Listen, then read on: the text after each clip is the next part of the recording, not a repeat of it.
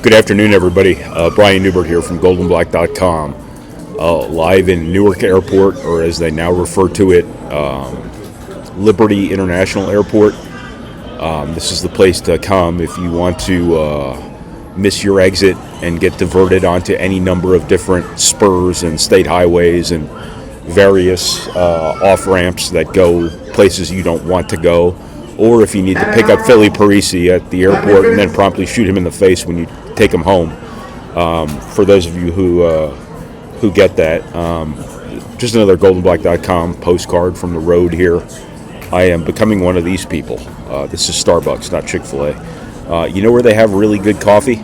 The Purdue Union Club Hotel. They have a coffee bar there, and it is, as I understand it, excellent.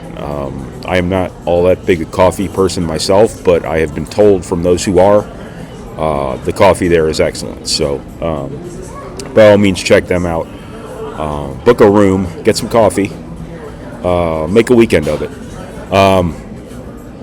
So Purdue, as you are aware, beat Rutgers last night, 81-65, and I think the numbers defensively, look okay, but I think they look better than the reality of the game. Rutgers scored 65 points.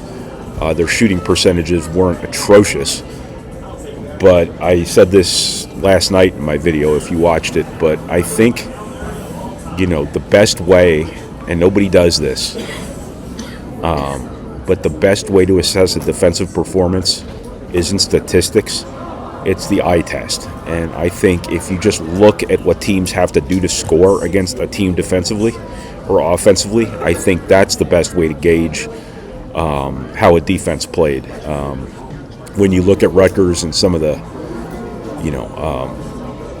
shorthand I use in my notes is BS. So when somebody pulls a shot out of there, you know what? I call it BS. I wrote that like 3 or 4 times. There was a runner over Omer Meyer that was a very, very low percentage shot.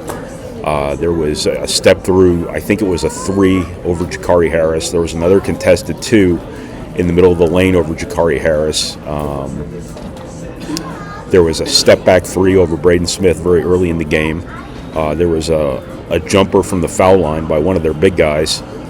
These are the shots Purdue wants people having to beat them with, and more often than not, they're not going to.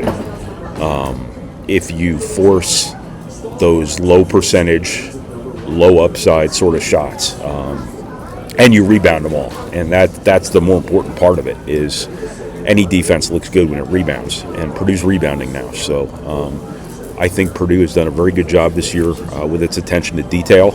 Defensively, I think it's done a very good job preparing and paying attention to scouting reports and taking away specific matchups. The guards at Alabama obviously didn't do as much damage as they're capable of. JT Toppin of Texas Tech was a complete non-factor. I don't think anybody at Rutgers really has the capability to really kill a team, but I don't think anybody really got going for them, and that was in large part due to Purdue's